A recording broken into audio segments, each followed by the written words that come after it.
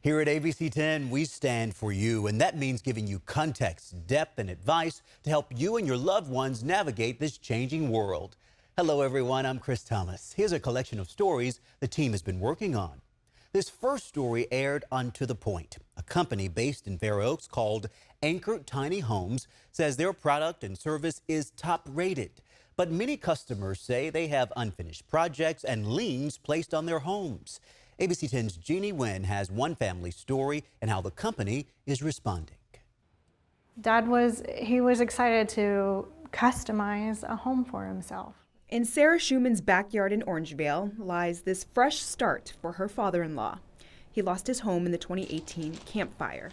Dad was very persistent on, I want my own washer and dryer, and I want my own oven.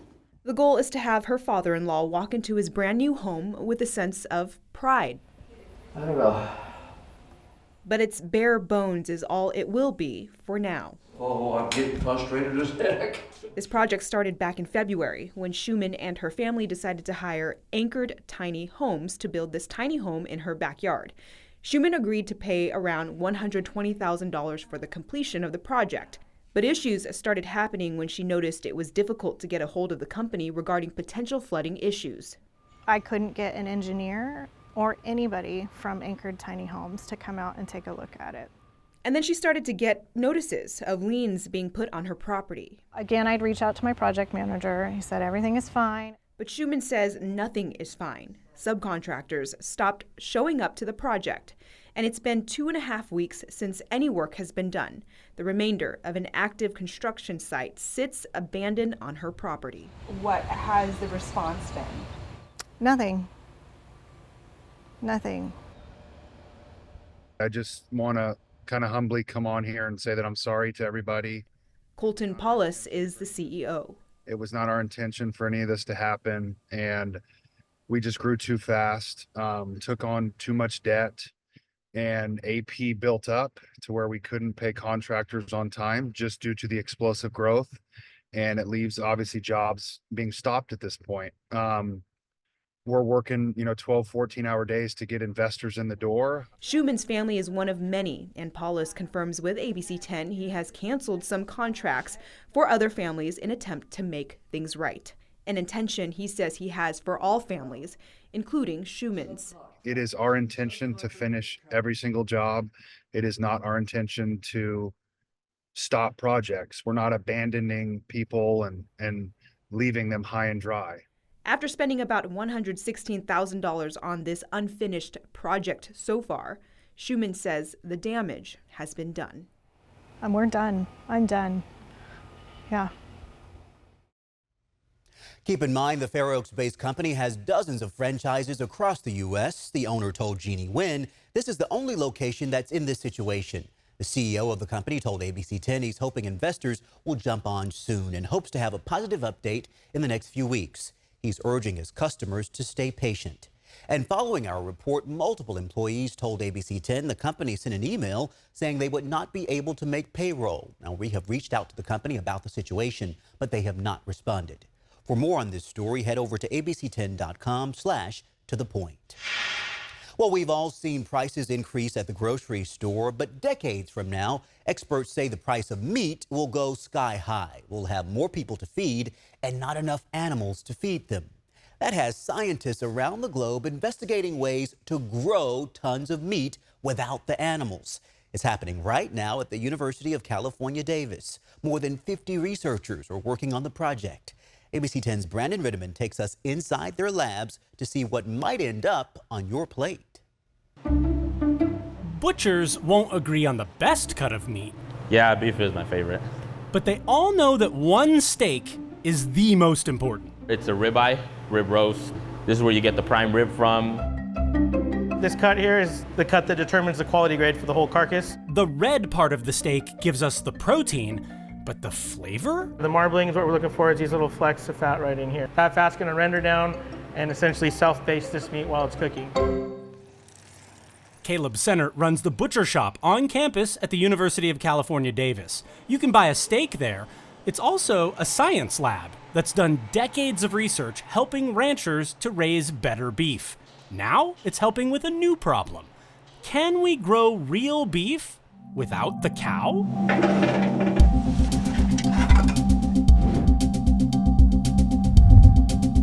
The meat of the future could be in here.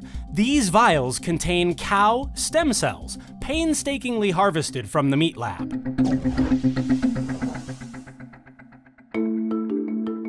For cultivated meat, what you're doing is you're taking stem cells from a cow or another animal, and you're growing them in here in a very controlled environment. David Block is the food science professor running UC Davis's network of scientists collaborating on alternative meat. He knows wine, which is good, because the big steel tanks you see fermenting grapes? Maybe this tank would have muscle cells and this tank would have fat cells. The idea is to grow animal cells in there, similar to how we grow yeast cells to make alcohol now. And the stakes are high. The world's population is growing. People in developing countries are developing more of an appetite for meat. Humanity is on track for a meat shortage. The projections are that the world will need somewhere between 25 and 100% more meat by 2050. That's a huge amount more production. But planet Earth isn't going to suddenly have more land to raise that many meat animals. There won't be enough supply to meet demand in the next 25 years if we don't do anything. You're basically saying it's an imperative. We have to do this at some level. We have to do something. So, if we're going to grow meat in tanks, we're going to need a bigger tank. For cultivated meat production, will be about 100 to 150 times larger than this. What they're trying to do in a big metal vat normally happens inside of an animal. It's not just a matter of bringing together a bunch of muscle fibers and Bob's your uncle, you've got a steak. So much is happening to make the muscles of this animal that even the people who are working on cultivated meat are skeptical it can even be done.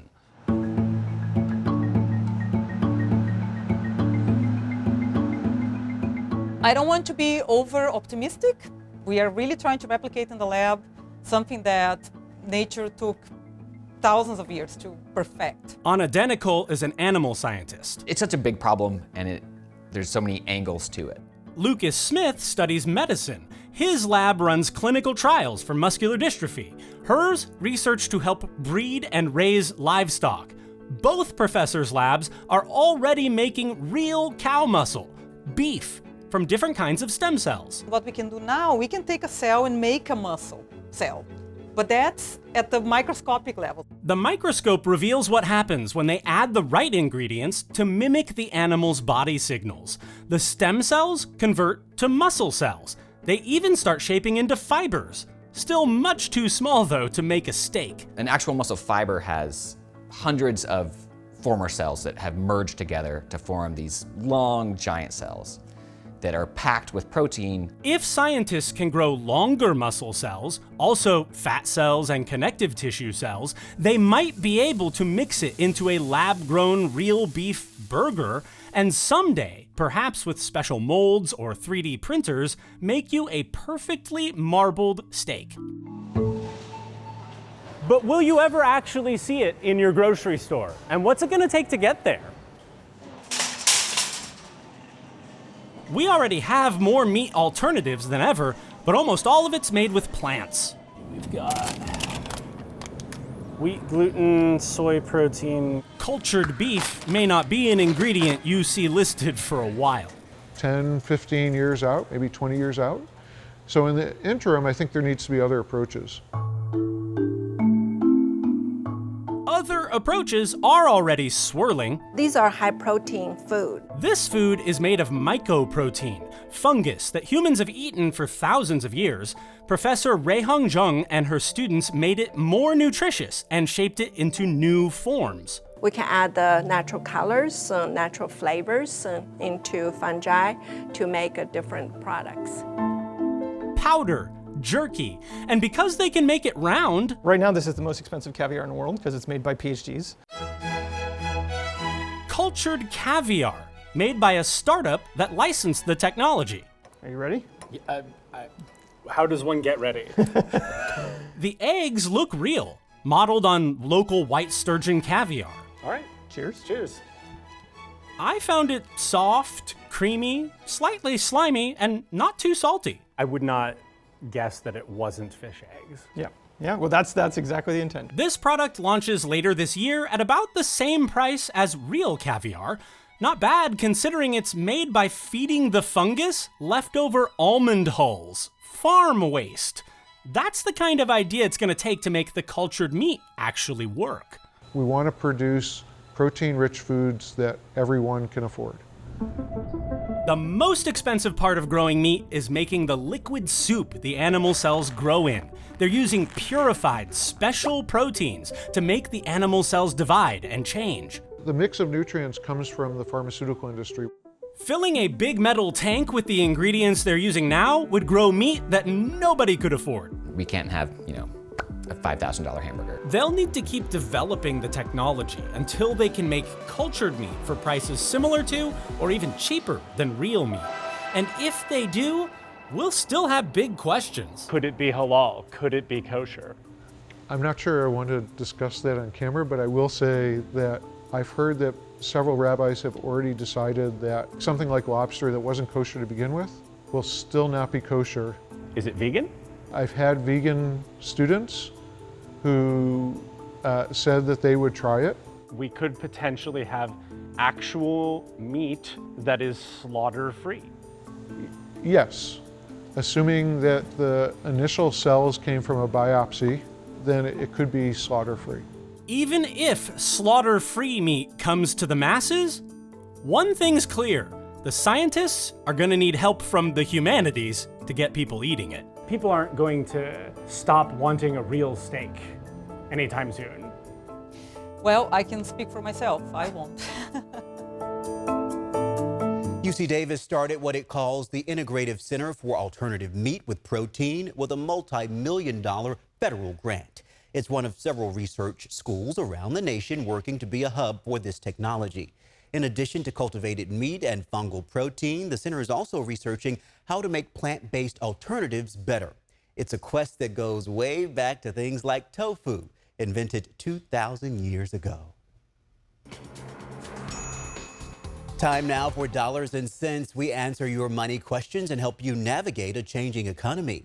A new report shows one of the fastest growing cities in California is in Sutter County. Yuba City ranks number 10 according to the state finance department. That growth can mean more jobs, investment, and business opportunities. ABC 10's Laura Painter is taking a closer look. I moved to Yuba City about 3 years ago, and it's a great place to be. It's the place I bought my first home. Affordability and home production are playing a large part in one Sutter County city. Yuba City ranks number 10 on the list of 10 fastest growing cities in California, with populations over 30,000 people. That's according to a new report from the State Department of Finance. There's interest in this area because of the growth and because the community is really looking, for more amenities like this. Big brands like this new Raising Cane's are part of new construction easily seen around Yuba City, emerging alongside popular older parts of town. We're here on Plumas Street, part of Yuba City's historic downtown. Leaders tell me part of the city's appeal is its small town feel with big city amenities. Every new development brings new tax dollars, which is important for a jurisdiction. And then also all of these new developments, a lot of people don't know, but they pay what are called impact fees. So Raising Cane's is paying for the impact that they're having on our roads, on our schools, on our library, a variety of things that really benefits the community as a whole. To help companies when they come to town, Potochnik says the city launched the You Can with Yuba City initiative in 2023. The You Can initiative provides a single point of contact, someone they can talk to get answers to their questions, and it also helps connect local businesses with these bigger national businesses that are coming in. I went to City Hall and sat down with the mayor, who says the city has a plan for measured and thoughtful growth. We definitely always want to be more efficient. We want to be accommodating to folks, and we're moving on into the next decades of this century.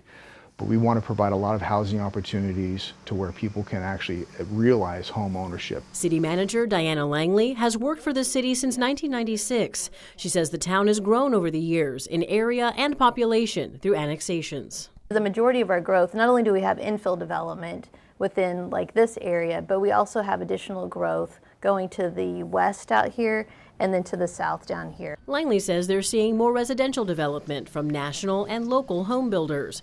That brings along commercial and office development with it. One thing that we would like to see more development of is the industrial and manufacturing. We are the home of SunSuite. We're very proud to be the home of SunSuite, and that just reflects our agricultural roots. With growth comes traffic concerns. The city says with the development, they're also building new roads. And keep in mind, Yuba City isn't the only local city growing. In fact, 3 other cities across the region also made the top 10 fastest growing cities, according to the State Finance Department. Lathrop, Folsom, and Manteca. You can see more dollars and cents stories on our website, abc10.com/dollars and cents. Well, now to 10 on your side. So a man decided to email me after his 90-year-old mother was hit with a $1,700 PG&E bill. And this story has a lesson for us all. Customers should not be left holding the bag for PG&E's problems. Loretta Lynch is the former president of the California Public Utilities Commission. She's outraged that PG&E customers are continuing to receive abnormally high bills. You and I know that if you get a really high electric bill or a gas bill, that causes real hardship for most California families. Thomas from Livermore sent 10 on your site this email saying my mom received a bill for $1,700 for gas usage by PG&E for the month of June. She lives alone and only has a gas water heater and furnace. Her typical bill for June is about $260. The bill reported a 20 times increase in gas usage for the month of June. We went into a bit of a panic thinking there was a gas leak. We called the PG&E office and the woman suggested my 90-year-old mom should leave the house until a tech came over. The tech came and said our meter was swapped out on June 3rd of this year, and the current bill was a, quote, catch-up bill for underreported usage. I would really appreciate it if you would consider reaching out and doing an expose on this tactic. And we should be able to rely at least on the fact that PG&E has accurate billing systems. It turns out many smart meters have dead batteries. As we first told you, just last year, PG&E started the process of replacing 3 million meters as they reach the end of their battery life. I called up a PG&E representative when this issue first came to light. He left me a voicemail he said I could share with you. PG&E sends more than 99% of bills out on time. But there are situations where bills can be delayed or estimated. We apologize for any inconvenience to customers. While we resolve the situation, we won't interrupt customers' service. PG&E would not comment on the Livermore case, but after we made a call, the family sent me this text message saying a fellow from PG&E just called me. Apologies and confirmation that a credit has occurred. You are the best. So what we all need to do is stay alert. And if anybody in PG&E territory gets a bill that they think is too high, they should call PG&E and complain before they pay that bill, because now we know PG&E has lost the benefit of the doubt. You can read more of my reporting on this topic on abc10.com. And ABC10 is here to help. Do you have a problem and just don't know where else to turn? Email me at onyourside@abc10.com.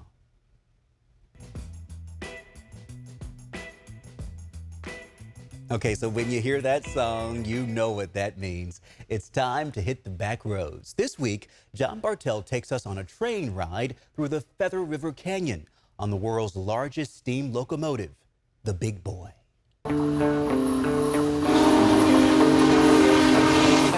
Just 25 miles from the Nevada border in the railroad town of Portola, California, eager photographers gather at the Western Pacific Railroad Museum to snap a picture of a locomotive never before seen in this area.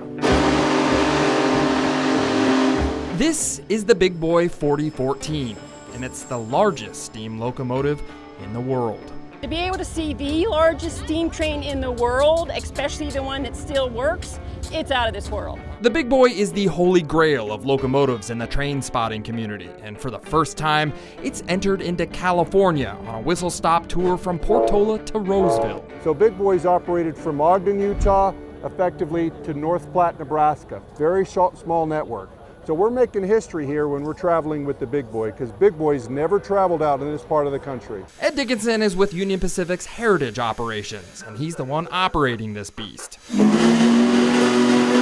we're talking 545,000 pounds just on the drivers. The locomotive is 610 tons, which weighs as much as 3 of those. A total of just 25 big boys were built between 1941 and 1944. All of them, though, were retired just a few years later in 1959 when Union Pacific moved to the more efficient diesel locomotives. Now, most big boys were either scrapped or donated to museums, but in 2019, Ed and his team brought the 4014 back to life.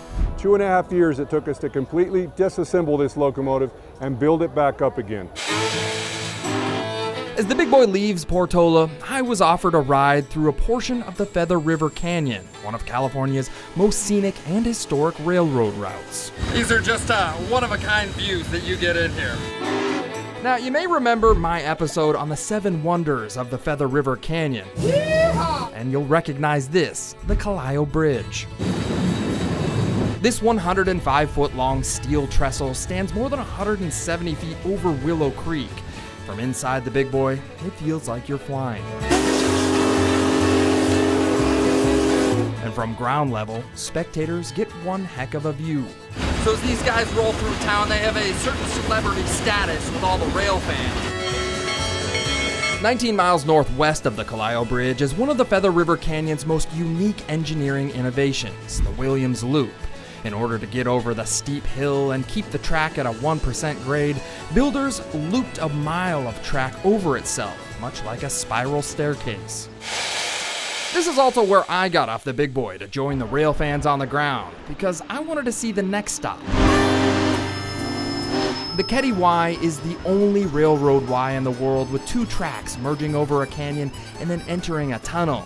The trestle is located high above Spanish Creek, and below the Ketty Resort is where you get one of the best views of the bridge. What do you guys think? Big, steaming, hot, great. Can't complain.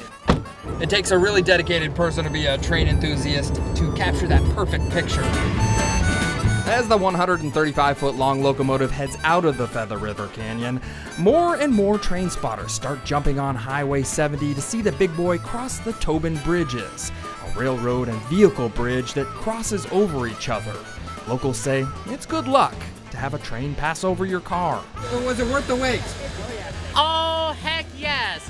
I'm a fireman on the Virginia Truckee Railroad, and this thing is more impressive than anything I've ever worked on. Sorry, engines. When the train reached Orangevale, temperatures outside were 115 degrees, but that didn't stop a massive crowd from forming. Inside the locomotive, though, next to the boiler, the crews can experience even hotter temperatures. Yesterday it was 135 degrees in this cab. Waiting at the big boy's final destination in Roseville were thousands of onlookers. The crowd spilled across Vernon Square. Who would have thought this many people come for a train? It's amazing. We spend a lot of time at the Railroad Museum. We're train fanatics. Well, it's unclear if or when the big boy will return to California, but if you want to see the locomotives on the Feather River Canyon now, there's nothing stopping you from meeting up with a fellow rail fan and seeing the historic railroad yourself. From the big boy, I'm John Bartel. Hope to see you on the Backroads.